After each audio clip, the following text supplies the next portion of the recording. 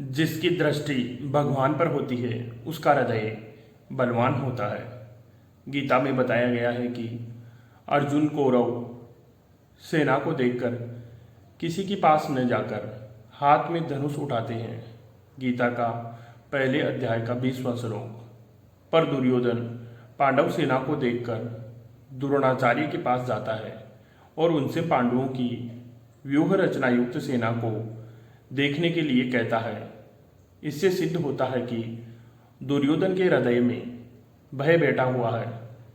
भीतर में भय होने पर भी वह चालाकी से द्रोणाचार्य को प्रसन्न करना चाहता है, उनको पांडवों के विरुद्ध उकसाना चाहता है। कारण कि दुर्योधन के हृदय में अधर्म है, अन्याय है, पाप है।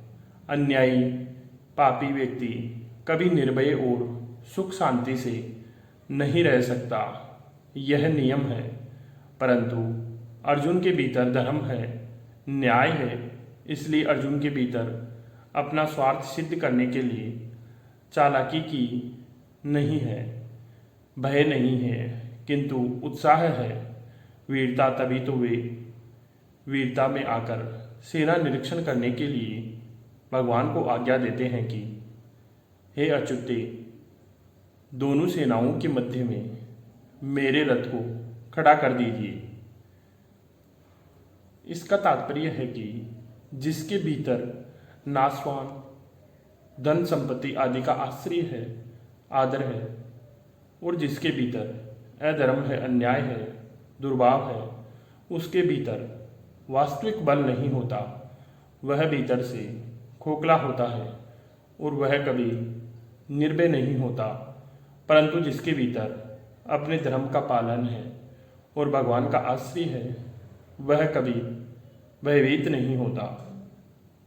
उसका बल सच्चा होता है, वह सदा निश्चिंत और निर्भय रहता है।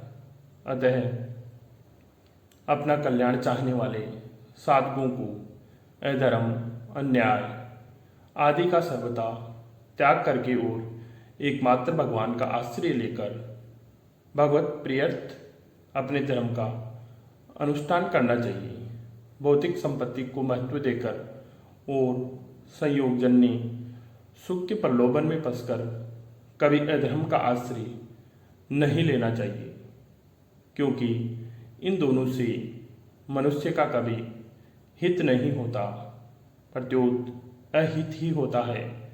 कि अर्जुन की दृष्टि भगवान पर थी और दुर्योधन की दृष्टि वैभव पर थी। जिसकी दृष्टि भगवान पर होती है उसका हृदय बलवान होता है, क्योंकि भगवान का बल सच्चा है। परंतु जिसकी दृष्टि सांसारिक वैभव पर होती है उसका हृदय कमजोर होता है, क्योंकि संसार का बल कच्चा होता है।